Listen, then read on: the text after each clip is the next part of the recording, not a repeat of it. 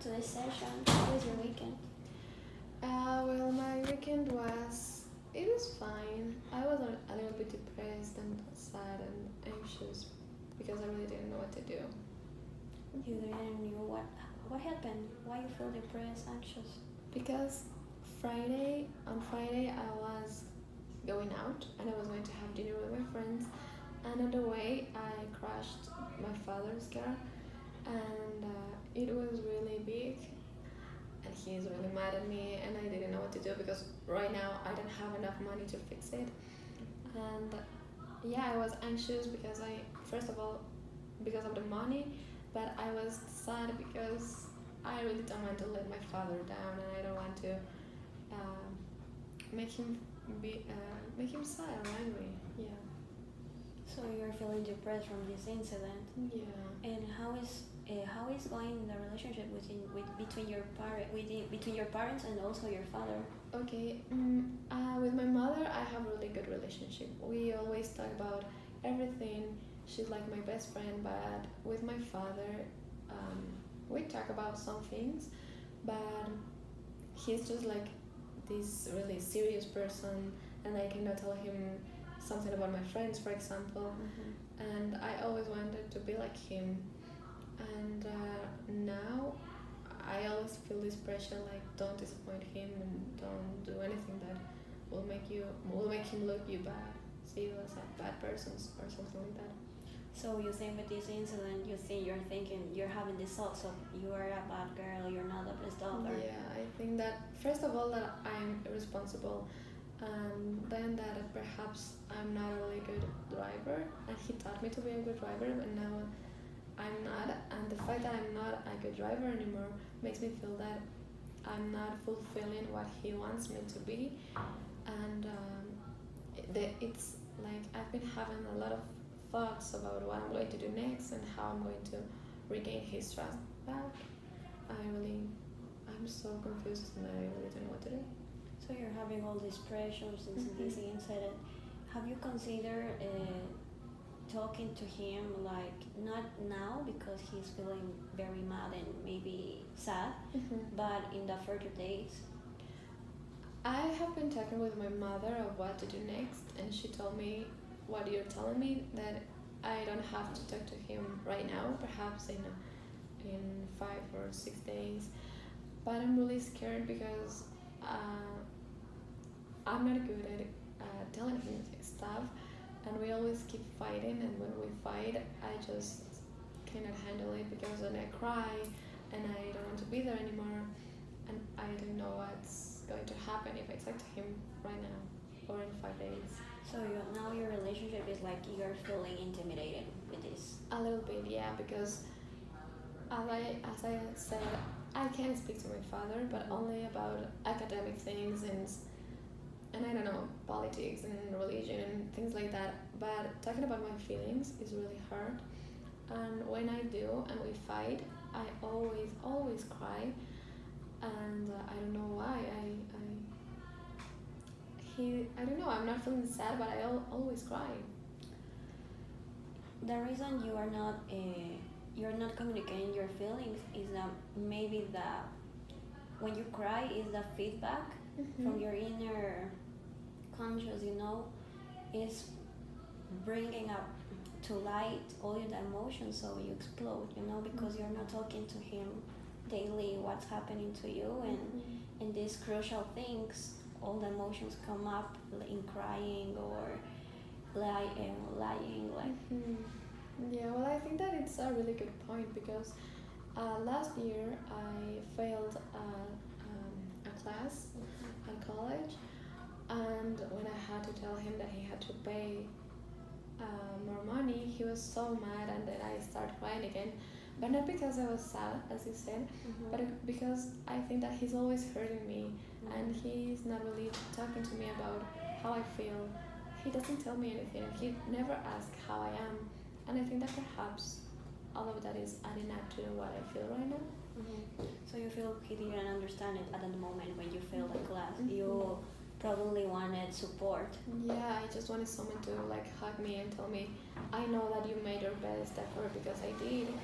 But if you fail, it's okay. Then everybody fails. But he was like, I can't believe that you're failing and you're always such a mess and yeah, something like that. And I was surprised because I really expected something else and perhaps that could bring us together, but it didn't, and it was the contrary thing. And yeah, it was really sad. You expected more from him. Yeah, a lot. I expected him to be there for me, like every normal parent is for her daughter. I see my friends, and all of them they have a lot of good relationship with their father, and they always call him and tell him, yeah, look, this happened, please help me, or this happened, and I'm so glad. And the father is always there for them.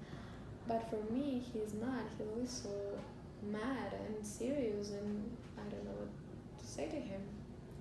The supportive relationship you have with your mother, have you talked to her with while you have this confident relation with her, like why your father is acting all the time like this with you? Well, with my mother, I tell her sometimes, but when I tell her, she tells me that, well, that's your father and there's nothing that you can do to change him.